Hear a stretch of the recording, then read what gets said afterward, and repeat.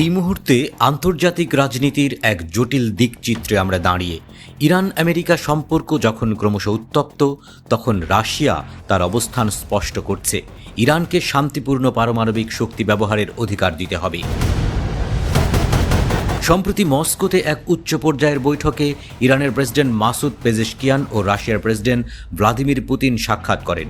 সেখানে স্বাক্ষরিত হয় এক সমগ্র কৌশলগত অংশীদারিত্ব চুক্তি। এই চুক্তির মধ্য দিয়ে শুধু রাজনৈতিক নয়, পরমাণু সহযোগিতার পথও প্রশস্ত হচ্ছে। এই পটভূমিতে রাশিয়ার মুখপাত্র দিমিত্রি পেসকভ এক সাংবাদিক সম্মেলনে বলেন, ইরানের শান্তিপূর্ণ পারমাণবিক শক্তি ব্যবহারের অধিকার রয়েছে এবং তারা আন্তর্জাতিক আইনের মধ্যেই কাজ করছে। আমরা বিশ্বাস করি এই সমস্যার একমাত্র সমাধান হল শান্তিপূর্ণ কূটনৈতিক পথ। এই বক্তব্য এমন এক সময়ে এলো যখন মার্কিন প্রেসিডেন্ট ডোনাল্ড ট্রাম্প ইরানকে হুমকি দিয়েছেন, চুক্তি করো, না হলে সামরিক ব্যবস্থা নেওয়া হবে। আর ইরানের প্রেসিডেন্ট স্পষ্ট জানিয়ে দিয়েছেন, আমরা আমেরিকার আদেশে কথা বলবো না। রাশিয়ার দাবি, ইরান তাদের পারমাণবিক কর্মসূচি নিয়ে যথাযথ স্বচ্ছতা দেখিয়েছে এবং আন্তর্জাতিক আইন মেনেই কাজ করছে।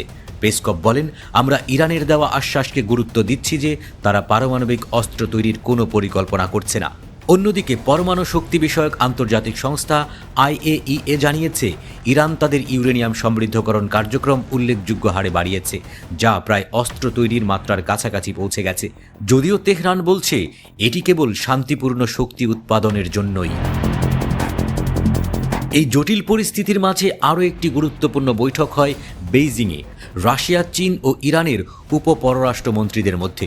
বৈঠক শেষে এক যৌথ বিবৃতিতে বলা হয়, ইরানের শান্তিপূর্ণ পরমাণু শক্তি ব্যবহারের অধিকারকে পূর্ণ সম্মান জানাতে হবে এবং ইরানের উপর আরোপিত একতরফা নিষেধাজ্ঞা অবৈধ। তারা আরও স্পষ্ট করেন, ভবিষ্যতের আলোচনায় কেবল পরমাণু কর্মসূচি ও নিষেধাজ্ঞা থাকবে। ইরানের ক্ষেপণাস্ত্র বা আঞ্চলিক ভূমিকা আলোচনায় আসবে না। এই অবস্থান পরিষ্কারভাবে মার্কিন যুক্তরাষ্ট্র ও পশ্চিমা মিত্রদের কৌশলের বিরোধিতা করছে। ইরানের পক্ষ থেকে পররাষ্ট্র প্রতিমন্ত্রী আব্বাস আরাকচি জানান, ওমানের মাধ্যমে পরোক্ষ আলোচনার পথ খোলা থাকলেও চাপের মুখে আলোচনায় বসা হবে দুর্বলতার লক্ষণ। সব মিলিয়ে বলা যায়, ইরানকে ঘিরে আবারও সক্রিয় হয়ে উঠেছে বৈশ্বিক পরমাণু কূটনীতি। একদিকে আমেরিকার হুমকি, অন্যদিকে চীন, রাশিয়া, ইরান একত্রিত হয়ে দাঁড়িয়েছে এক নতুন বলয়ের মতো। আর এই বলয়ের কেন্দ্রে এখন ইরানের শান্তিপূর্ণ পরমাণু শক্তি ব্যবহারের অধিকার।